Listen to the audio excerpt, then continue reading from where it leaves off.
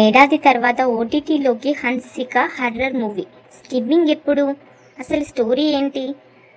తెలుసుకోబోయే ముందు నా ఛానల్ని ఫస్ట్ టైం చూస్తున్నట్టయితే ప్లీజ్ సబ్స్క్రైబ్ అవర్ ఛానల్.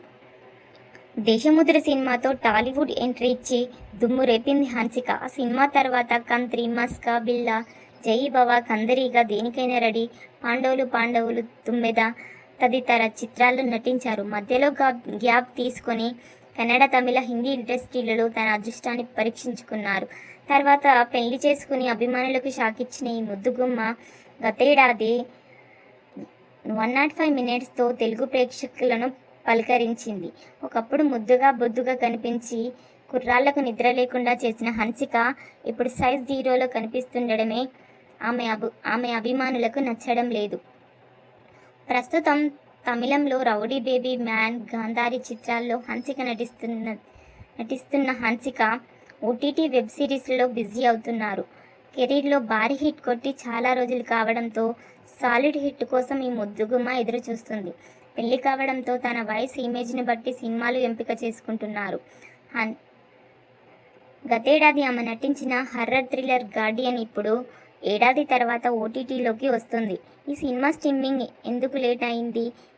ఏ ఓటీటీలో గార్డియన్ స్ట్రీమింగ్ కానుంది అనే వివరాల్లోకి వెళ్తే, గార్డియన్ చిత్రాన్ని తమిళంలో గురు శరవణన్ తెరకెక్కించారు. హన్సిక, సురేష్ చంద్ర మీనన్, శ్రీమంత్ రాజేంద్రన్, అభిషేక్ వినోద్ ఈ చిత్రంలో కీలక పాత్రలు పోషించగా, ఫిలిం వర్క్ బ్యానర్పై విజయ్ చందర్ నిర్మించారు. శ్రమ్ సిఎస్ల స్వరాలు సమకూర్చగా, కేఏ శక్తివేల్ సినిమాటోగ్రఫీ అందించారు. గతేడాది మార్చి 2న గార్డియన్ చిత్రం ప్రేక్షకుల ముందుకు వచ్చింది. ఇంటీరియర్ డిజైనర్గా పనిచేసే అపర్ణ ఓ ప్రమాదానికి గురవుతుంది. ఈ సమయంలో ఆమెను ఒక అమ్మాయి ఆత్మ పట్టుకుంటుంది. అపర్ణ సాయంతో తనకు జరిగిన అన్యాయంపై ఆ అమ్మాయి పగ సాధిస్తుంది. అసలు ఆ ఆత్మ ఎవరు? అపర్ణ శరీరంలోకి ఎందుకు ప్రవేశించింది? ఆత్మ కారణంగా అపర్ణ ఎలాంటి పరిణామాలు ఎదుర్కోవాల్సి వచ్చింది అనేదే గార్డియన్ సినిమా కథ.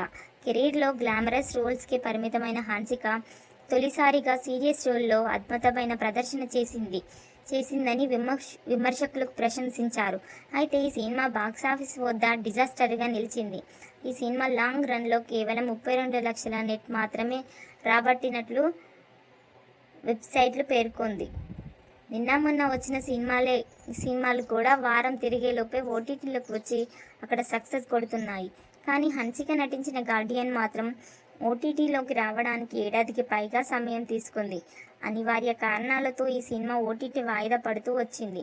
తమిళంలో అందుబాటులోకి వచ్చిన గార్డియన్ తాజాగా తెలుగులోకి ఎంట్రీ ఇచ్చినట్లు మేకర్స్ అధికారికంగా ప్రకటించారు.